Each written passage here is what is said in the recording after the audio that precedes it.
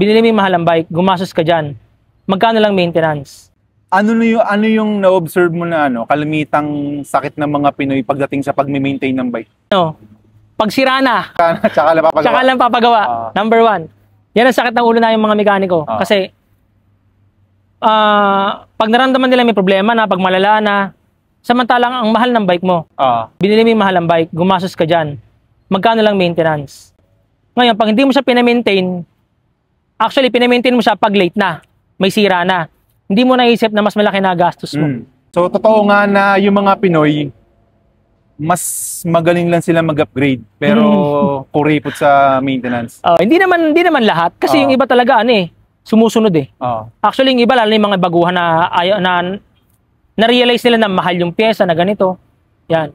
Yun ang ginagawa nila. Sinasabi pa lang on the start, beginning, kailan ba matanong sa amin, kailan ba yung dapat service nito? Magpapaturo talaga sila. Willing silang matuto. Which is sinusunod nila. Kahit naman yung ibang audience sumusunod. Pero yung iba, pero majority talaga, inaantay na masira muna bago